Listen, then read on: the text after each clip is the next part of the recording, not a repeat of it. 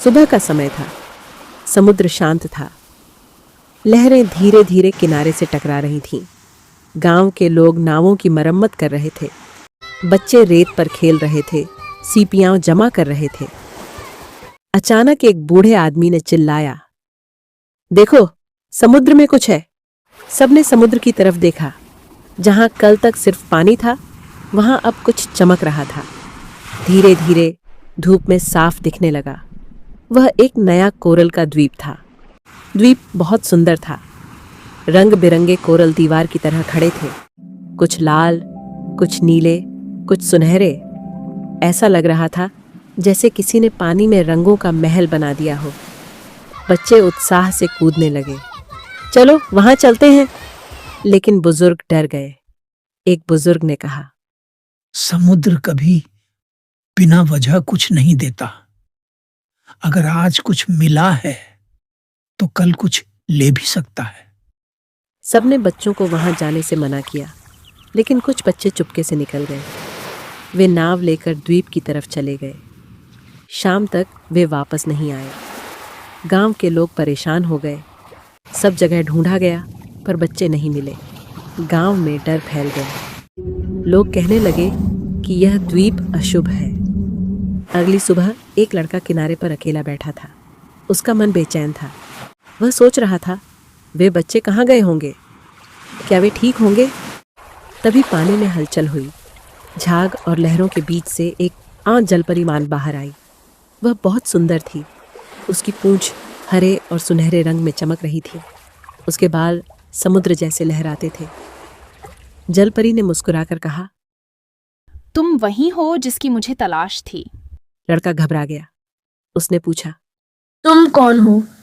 मैं समुद्र की जलपरी हूँ। मैं तुम्हें सच बताने आई हूँ। वह नया कोरल द्वीप प्राकृतिक नहीं है। उसे एक दुष्ट समुद्री दानव ने बनाया है। वह बच्चों को भूल भुलैया में फंसाता है और फिर उन्हें पत्थर की मूर्तियों में बदल देता है। लड़के का दिल धड़कने लगा। तो गांव के बच्चे उसी ने कैद कर लिए हैं? हाँ, जलपरी बोली। अगर हमने जल्दी नहीं किया तो वे हमेशा के लिए पत्थर बन जाएंगे।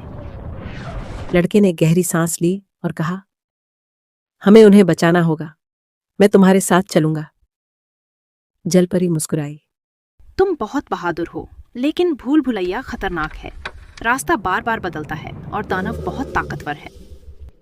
लड़के ने कहा। कोई बात नहीं, हमें कोशिश करनी होगी। अगली सुबह सूरज निकलने से पहले लड़का नाव लेकर समुद्र में निकला। जलपरी पानी में तैरती हुई साथ आई। जल्दी ही वे उस नए द्वीप तक पहुंच गए। द्वीप पहले से भी ज्यादा चमक रहा था। ऐसा लग रहा था जैसे वह उन्हें अपने अंदर बुला रहा हो। जलपरी ने कहा, अब सावधान रहना, अंदर जाते ही रास्ता बदल जाएगा। अगर हमने सही रास्ता नहीं ढूंढा तो हम हमेशा के लिए फंस सकते हैं। लड़के ने सिर हिलाया और दोनों भूल भुलैया में प्रवेश कर गए। जैसे ही वे अंदर गए, पीछे का रास्ता बंद हो गया। कोरल की दीवारें हिलने लगीं। गलियारे अपने आप बदलने लगे। ऐसा लग रहा था जैसे पूरा द्वीप जिंदा हो। कभी दीवारें पास आ जाती, कभी दूर चली जाती, कभी नया रास्ता खुल जाता, कभी पुराना बंद हो जाता। लड़के ने डरते हुए कहा, हमें जल्दी करना होगा, वरना हम भी फंस जाएंगे। कुछ दूर जाने के बाद दीवारें फिर से हिलने लगीं। दीवारों से वटकोरल के प्रहरी क्वाम बाहर आ गए। वे छोटे छोटे इंसानों जैसे थे, लेकिन पूरे कोरल से बने थे। उनकी आंखें लाल चमक रही थीं। वे धीरे धीरे दोनों की तरफ बढ़ने लगे। जलपरी ने अपनी सीप निकाली और उसमें फूंक मारी। तेज आवाज गूंजी। प्रहरी कुछ देर के लिए पत्थर जैसे जम गए। जलपरी चिल्लाई, जल्दी भागो! दोनों दौड़ते हुए अगले रास्ते में घुस गए। जलपरी ने कहा, यह सीप उन्हें थोड़ी देर के लिए रोक सकती है, लेकिन अगर हमने सही रास्ता नहीं ढूंढा तो वे फिर हमारे पीछे आ जाएंगे। आगे एक बड़ा खुला मैदान था। बीच में एक कोरल का स्तंभ था। स्तंभ पर 3 प्रतीक बने थे। 1 लहर दो, मोती 3, त्रिशूल। जलपरी ने कहा, हमें सही क्रम में इन प्रतीकों को दबाना होगा। अगर हमने गलती की तो भूल भुलैया हमेशा के लिए बंद हो जाएगी। लड़के ने चारों ओर देखा। दीवारों पर चित्र बने थे। एक चित्र में लहर से जीवन मिल रहा था, दूसरे में मोती से शक्ति आ रही थी, तीसरे में त्रिशूल से रक्षा हो रही थी। लड़के ने कहा, पहले जीवन, फिर शक्ति, फिर रक्षा, यही सही क्रम होगा। उसने पहले लहर दबाई, फिर मोती, फिर त्रिशूल।